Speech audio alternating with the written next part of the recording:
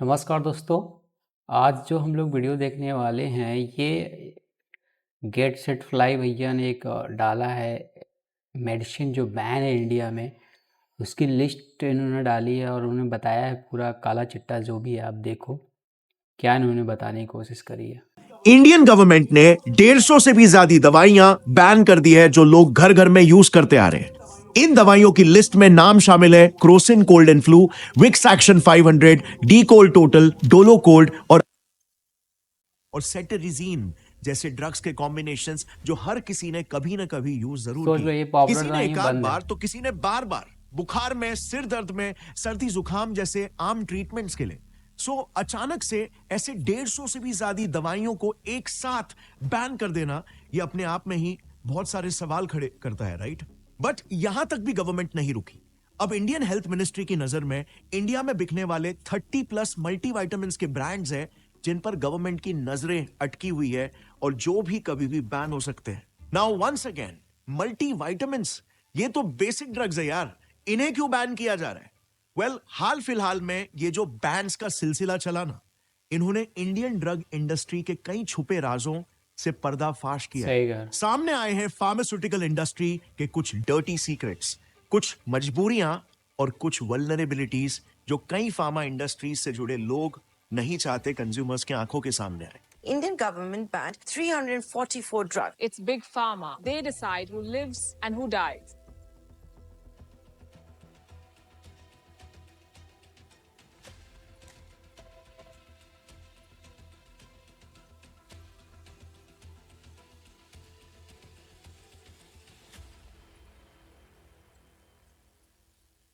लेकिन आज का ये वीडियो रिस्क को अवॉइड करते हुए इन्हीं सारे राजों को खोलने के मकसद से ही बनाया गया, ताकि आप तक सही अवेयरनेस फैले और सभी व्यूअर्स इन्फॉर्म डिसीजंस ले पाए।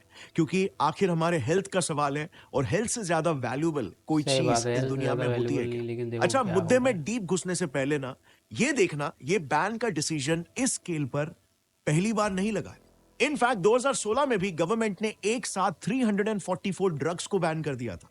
अभी तक गवर्नमेंट ने सीडीएससीओ यानी central drug standard control organisation के साथ मिलकर करीब 6500 ड्रग्स की डिटेल टेस्टिंग करते हुए उनमें से टोटल 687 ड्रग्स को बैन किया हुआ है इंडियन फार्मास्यूटिकल मार्केट से। बट एक बहुत ही कंसर्निंग बात यह है कि आज भी अगर किसी आप लोकल ड्रग स्टोर या एक ऑनलाइन फार्मेसी में विजिट करोगे ना, तो आपको यही ड्रग्स जो 2016 में ही बैन हो चुके हैं आज भी आपको वहां पर परचेस करने के लिए मिलेंगे। बैन होने के बाद भी आखिर ये ड्रग्स आज भी इंडियन मार्केट में खुलेआम ड्रग स्टोर्स और ऑनलाइन वेबसाइट्स में कैसे बिक रहे हैं? और क्या इसका मतलब ये है कि हम अब तक गलत दवाइयां खा रहे हैं और इसका हमारी सेहत पर क्या फर्क पड़ रहा है? फिर दूसरी तरफ इन कंपनियों को इंडियन गवर्नमेंट के बैन का कोई डर या कंसर्न नहीं है क्या? बिल्कुल और अगर नहीं है भाई, इन्हें कोई पैसे कंसर्न हैं नहीं तो है आज के तो टाइम क्या में हमें जानते भी हो नहीं ना। होना चाहिए?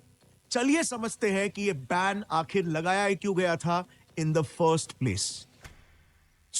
इंडिया में मिनिस्ट्री ऑफ हेल्थ जिम्मेदार है ये मेक श्योर करने के लिए कि भारत जैसा एक 140 करोड़ की आबादी वाले देश में हर एक इंसान को इफेक्टिव और सस्ती दवाइयां मिलते रहे, ताकि हर भारतीय बीमारियों से दूर स्वस्थ रहे और लंबी जिंदगी जिए। बट इंडिया जैसे आबादी से भरे हुए देश में क्योंकि साइंटिफिक एजुकेशन कम है, आम कंज्यूमर्स मेडिसिन और उन्हें सही से इस्तेमाल कैसे करना है इस चीज को ठीक से समझते नहीं है। और यहीं पर आ जाता है डॉक्टर्स का रोल। डॉक्टर्स आपकी बीमारियों को डायग्नोज करके आपको प्रेस्क्रिप्शन के रूप में दवाइयां रिकमेंड करते हैं, और यही चीज फार्मा कंपनीज अच्छे से जानती है। फार्मा कंपनीज ये अच्छे से जानती है कि अगर उन्हें ज्यादा दवाइयां बेचकर मोटे पैसे कमाने हैं तो उन्हें कैसे भी करके डॉक्टर्स को अपने साइड में लेना होगा।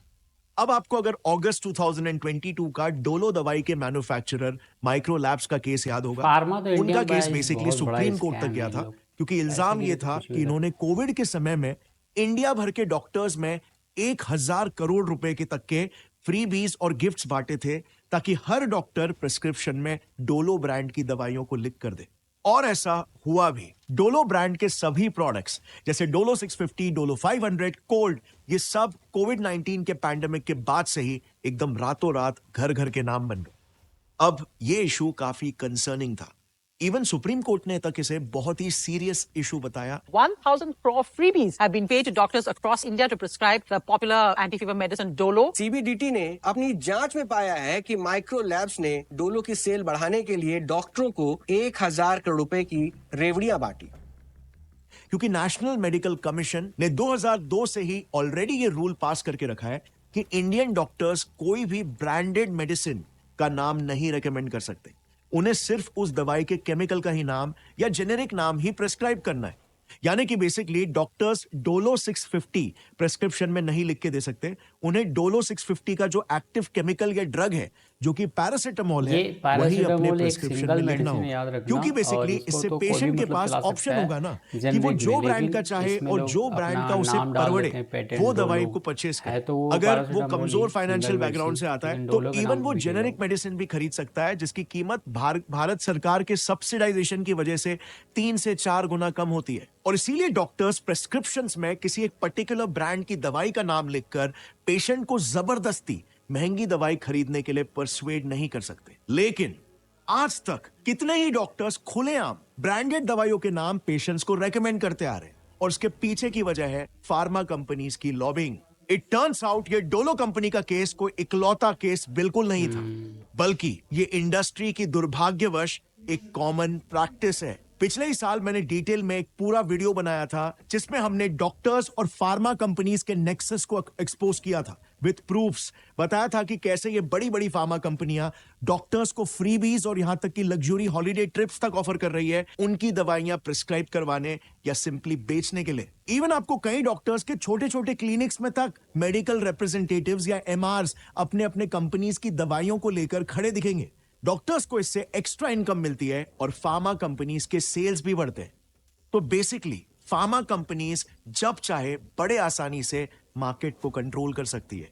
पेशेंट को जो दवाई की एक्चुअल रिक्वायरमेंट है उसके जगह पर कुछ भलता ही उससे महंगी दवा डॉक्टरों के थ्रू प्रिस्क्राइब करवा सकती है। और ये डेंजरस लूपहोल है। फार्मा की वीडियो चल रही है। मजबूर पेशेंट तो बेचारा जो भी दवाई डॉक्टर लिख के देगा वो उससे खरीदेगा, जिससे फिर डॉक्टर्स से लेकर मेडिकल शॉप ओनर्स और डिस्ट्रीब्यूटर्स तक सबको कमीशन मिलेगा। बट गवर्नमेंट के नजरों में यहाँ पर नुकसान होता है सिर्फ और सिर्फ कस्टमर्स का। डोंट फॉरगेट इंडिया जैसे देश में आज भी एक एवरेज इंसान की इनकम 15,000 रुपए पर मंथ है 2024 के ही लेटेस्ट रिकॉर्ड्स के हिसाब से। अगर कोई अमीर पेशेंट है तो एक बार के लिए उसे ब्रांडेड दवाई के लिए 3 गुना ज्यादा पे करना चल भी जाएगा। बट अगर कोई गरीब मरीज है जिसे कोई सीरियस बीमारी हो गई है तो वो तो दवाइयों के खर्चे तले दब जाएगा। अब नो डाउट यहाँ पर डॉक्टर्स ने भी अपनी सफाई में इंडियन फार्मास्यूटिकल सिस्टम के एक दूसरे बहुत ही इंपॉर्टेंट लूप होल को एक्सपोज किया है जिसके बारे में हम कुछ ही देर में बात करेंगे।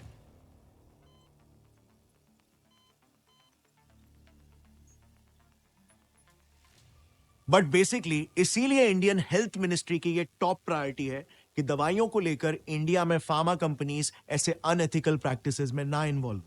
हाल ही का बैन भी हेल्थ मिनिस्ट्री ने 150 प्लस मेडिसिन में कुछ इसी वजह से लगाया है। इंडिया में डेंजरस अननीडेड और ओवर प्राइस दवाइयों के सेल्स पर पाबंदी लगाने के लिए। अब यहीं पर सामने आता है फार्मा इंडस्ट्री का एक बड़ा गेम। सो बात ऐसी है ना, इंडियन गवर्नमेंट ने एक लिस्ट पब्लिश की है उन दवाइयों की जो कि एक्चुअली में जरूरी और नीडेड है पेशेंट्स के लिए। इस लिस्ट को national list of essential medicine या NLEM कहते हैं। गवर्नमेंट ने उन सारी जरूरी और लाइफ सेविंग ड्रग्स को लिस्ट किया है जो हमारे हेल्थ केयर सिस्टम में मिलना आवश्यक है, कंपलसरी है। अब इन मेडिसिन पर ना गवर्नमेंट ने इंडियन कॉन्स्टिट्यूशन के the drugs and cosmetics act 1940 और द एसेंशियल कमोडिटीज एक्ट 1955 के तहत प्राइसिंग पर एक कैप बिठा के रखा हुआ है, काइंड ऑफ MRP की तरह, ताकि सभी सिटीजन्स को एक अफोर्डेबल प्राइस में दवाइयां मिले। अब इसी national list of essential medicine में अगर आप देखोगे तो कुल मिलाकर 384 ड्रग्स के नाम शामिल है, जिसमें से 364 ड्रग्स इंडिविजुअल कैटेगरी के ड्रग्स है और सिर्फ 20 ही ड्रग्स FDC कैटेगरी के ड्रग्स है। अब ये FDCs कैटेगरी क्या है दवाइयों की और क्यों ये बैन के पीछे एक बड़ी वजह है। सो FDCs का फुल फॉर्म है फिक्स्ड डोज कॉम्बिनेशन ड्रग्स, जिन्हें मार्केट में कॉकटेल ड्रग्स भी कहा जाता है। ये बेसिकली वो ड्रग्स होते हैं जिनमें एटलीस्ट 2 या उससे ज्यादा इंडिविजुअल दवाइयों का मिक्सचर होता है और क्योंकि ये नापा तुला फॉर्मुलेशन होता है इसीलिए इन्हें फिक्स्ड डोज कहते हैं।